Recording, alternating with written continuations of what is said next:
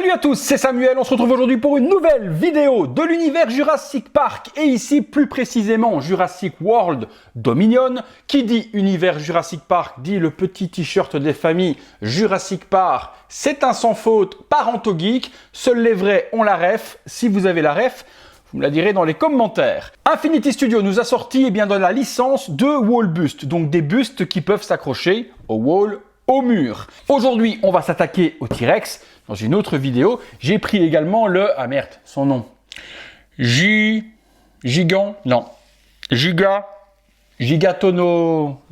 Voilà, Gigatonosaurisme.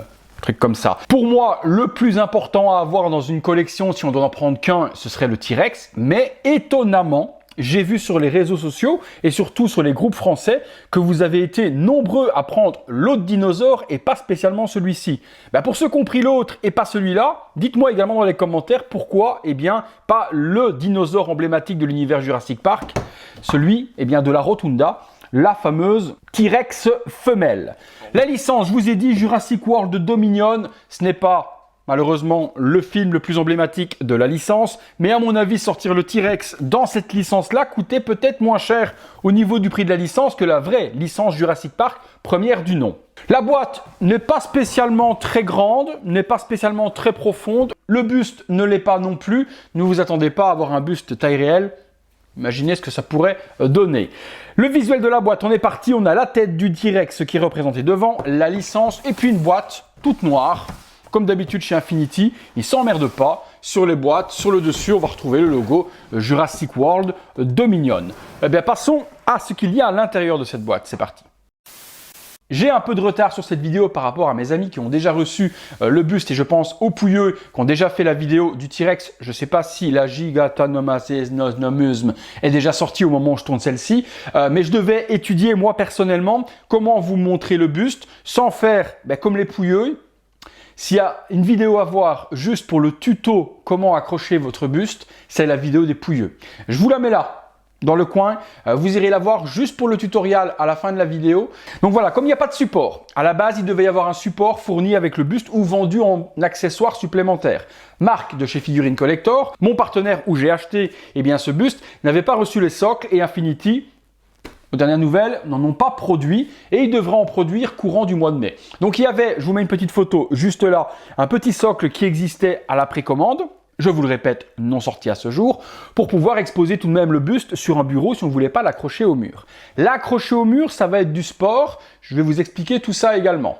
Et il faudra être très précautionneux pour l'accrocher, pour ne pas faire de massacre et de désastre. Donc moi, je devais réfléchir à comment pouvoir l'exposer sur le bureau pour vous le montrer de la meilleure manière possible. J'ai trouvé un petit système D et je salue également la youtubeuse Laura Legend qui avait déjà fait une vidéo il y a un an du prototype et qui avait fait un support en bois que j'ai gentiment copié. Merci à elle. Bon!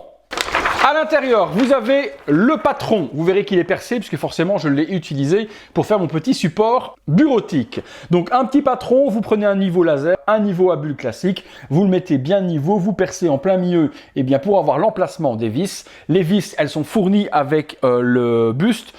Utilisez uniquement les vis qui sont fournies avec le buste si vous mettez ça dans un mur plein en briques. N'utilisez pas les vis fournies ni les chevilles dans du placo. Les placos, c'est les chevilles mollies, c'est les fameuses chevilles en métal qui rentrent et avec la pince, quand vous écartez, ça s'ouvre. Je vous mets une petite photo des chevilles mollies. Si vous voulez l'accrocher, utilisez ça, rien d'autre. Si vous le fixez dans du bois ou autre, vous pouvez utiliser des vis classiques, des vis à bois, vous rentrez dedans, vous pourrez l'accrocher, ça ne bougera pas. On a ensuite une petite enveloppe, une paire de gants Infinity Studio. Vous savez, moi, Ultra Balek, je n'aime pas. Ensuite, qu'avons-nous d'autre? Une petite carte, je ne sais pas ce que c'est, tout en chinois. Une autre petite carte dans un petit fourreau et à l'intérieur, vous avez une petite carte avec des logos Maori et derrière, il y a un numéro d'enregistrement pour enregistrer votre buste. Première fois que je vois ce type de carte, si je prends sur Daenerys, je ne me souvenais pas l'avoir vu. Bon, soit on a une petite carte d'enregistrement. Why not?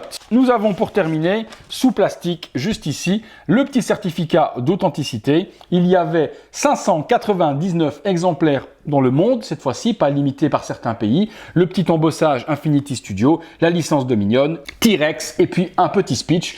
Il y a également cette petite chose à l'intérieur, c'est le dessus du socle qui est emballé dans un papier, espèce de papier alimentaire. Ça m'a l'air d'être en résine et c'est le dessus. Ok, et c'est le dessus du parc, hein, Jurassic World, et pas Jurassic Park, malheureusement, donc ça c'est le dessus du buste, je vais vous montrer tout de suite le tout, puisque ce qui nous intéresse forcément, c'est le buste, c'est pas spécialement tout ça, mais vous savez que j'aime des vidéos complètes, et que ici, chez Virtual Devil, je vous montre tout. Allez, le buste. Alors, le buste, il se présente comme ceci. Voilà, donc à l'arrière, on va déjà regarder ensemble. Nous avons les deux empattements pour venir mettre la vis. Vous voyez, c'est un empattement rond et puis qui va s'écarter plus petit pour venir accrocher ça sur votre mur. Ça pèse un bon 15 kg. Je vous mens pas. Et en plus, le poids, autant il est ici sur la base, donc en vertical, qu'il est également sur la gueule en horizontale. Ça veut dire qu'il y a du poids en traction verticale et également en contrebalancier. C'est là que je vous dis, faites super gaffe au niveau de ce que vous allez utiliser pour l'accrocher au mur, parce que juste comme ça, comme une télévision, ça va. Mais en plus, la gueule du T-Rex qui va tirer sur votre mur avec le balancier, moi je risque de voir des massacres incessamment sous peu sur les réseaux, j'en suis certain. L'arrière, donc il y avait 599 exemplaires, numéro 103 pour la mienne, Wool, Mounted, Bust, Collection, Number, Universal, tout ce qui va avec Infinity, et un joli logo avec une tête de T-Rex et le logo Jurassic World Dominion. C'est là que je vous dis, vous voyez, si vous n'avez pas de truc, vous ne pouvez pas le poser. Impossible. Si vous le posez, il tombera forcément, donc il va falloir soit acheter la base, soit l'accrocher au mur de façon sécurisée, soit, comme moi, regardez, ça m'a pris 6 € à faire, et pas 200. J'ai pris 2 planches, comme avait fait Laura Legend dans sa vidéo. J'ai badigeonné à la bombe de la colle, et par-dessus, j'ai saupoudré du flocage que j'avais utilisé pour mon Predator. J'ai tapé 3 cailloux, et j'ai un socle. Rien ne vous empêche, si vous avez envie de mettre un logo que vous pouvez acheter ou imprimer Jurassic World ou Jurassic Park par devant votre base, mais bon, vous faites ça. Derrière, moi j'ai sécurisé avec 2 plaques de métal comme ceci pour tenir la planche, et également dans le bas, j'ai vissé à l'intérieur des grandes vis après avoir percé d'à peu près 10 cm pour rentrer aussi dans le bois et éviter que ça ne bascule. Ici par devant aussi, j'ai mis une petite équerre pour éviter justement que le bois ne se casse la gueule. Je l'ai laissé pendant 48 heures dessus, ça n'a pas bougé, donc je me suis dit que je pouvais vous conseiller de faire ce type de socle. À savoir qu'avec l'ami Steven Verney, on a l'intention également de peut-être de produire quelques socles en série pour ceux qui le voudront, mais beaucoup plus designés que ça, avec de la roche, avec de la verdure, vraiment un joli socle, 2 barres de fer un peu comme avait fait Infinity, mais ça je vous en parlerai plus tard quand Steven aura eu le temps de le faire. Donc, je prends donc le T-Rex, je vous montre, hop, vous voyez, moi je vais rentrer les petites vissounettes dans les petits trous, je l'accroche et ça tient parfaitement. Et malgré mon socle à 3 francs 6 sous, parce que ça fait pas le taf, ça m'a pas coûté grand chose, 6 € de planche, un peu de flocage, 2 cailloux cherchés dehors et un petit peu de colle en spray, et j'ai quelque chose qui va me permettre de l'exposer juste à côté de mes autres bustes sur mon bureau pour le moment, en attendant que Steven fasse quelque chose de plus joli. Parlons donc de ce dinosaure. Je vous avais dit qu'il y avait cette petite partie-là, juste ici, à venir plugger au-dessus. Hop, on vient rentrer les tétons, j'allais dire que ça rentre parfaitement, hop, un côté et puis l'autre. Ah, avec le petit Jurassic World derrière, je vous avoue, regardez, ça amène quand même quelque chose de plutôt pas mal. On en parle de tout ça. Alors, on a les petites plantes artificielles qui sont ici. Bon, c'est du plastique, c'est des fausses plantes. Vous les écartez bien pour pouvoir bien voir tout de même les petites papates du T-Rex, parce que oui, les pattes sont inclus et ce serait con de les masquer avec ces plantes. Donc, on écarte, mais ça donne de la verdure. C'est plutôt joli. Ce qui est joli également, c'est l'entrée du parc et les portes en bois qui se font éclater par la tête du T-Rex qui passe à travers. Ça fait un superbe décor sur la wall base, on va appeler ça comme ça, sur la base murale. Le logo Jurassic World en bleu et en blanc, je vous avoue que j'aurais préféré le logo jaune et rouge Jurassic Park à mettre à la place. Je vous ai dit, à mon avis, pourquoi est-ce que cette licence a été utilisée plutôt que celle originale. Ensuite, tout autour des pierres, et ça c'est bien fait, les espèces de pylônes qui tiennent la porte avec l'encadrement, on a l'impression d'avoir vraiment de la pierre, et puis forcément c'est de la résine, c'est de la pierre, c'est logique que l'effet y soit, mais la peinture a été bien faite. Nous parlons après bien de ce fameux T-Rex, et là, mon Dieu, Infinity, vous n'avez laissé rien au hasard. Il y a déjà eu une tête de T-Rex Jurassic, j'aurais dit Jurassic Park Lost World, par Chronicle. Je vous mets une photo, juste là. Hop, je vais mettre comme ça, voilà. La photo juste là du buste qui était déjà sorti, enfin de la tête du T-Rex qui était déjà sorti. C'était très joli. Et forcément, ça a aujourd'hui rien à voir avec ce que nous a fait, eh bien, Infinity juste là. Hein. Mon Dieu, mon Dieu, mon Dieu. Par quoi commencer? Les pattes. On a des pattes avec les écailles sur les petites mains, les petites griffes. C'est mat, comme doit l'être pour moi la peau eh bien, d'un dinosaure. La partie de la nuque, on voit que c'est tout fripé. C'est bien fait. C'est la partie un petit peu flasque et une des parties les plus fragiles également eh bien, de la gorge du T-Rex. Ma question, tiens, je voulais vous poser, ce dinosaure, moi qui ne suis pas un super grand fan ultra calé et qui ne me souvient plus de tous les films, surtout de la chronologie des films, au vu des cicatrices dont on va parler tout à l'heure, est-ce qu'il s'agit bien du T-Rex du tout premier film dans la Rotunda? Ce qui me fait penser que ça pourrait être le cas, c'est les griffes qui sont ici au niveau du cou, que je retrouve sur la Rotunda justement de Prime One, avec les Vélociraptors qui ont justement griffé la femelle Tyrannosaure. Est-ce que c'est elle qui survit tous ces films et que l'on retrouve dans Dominion?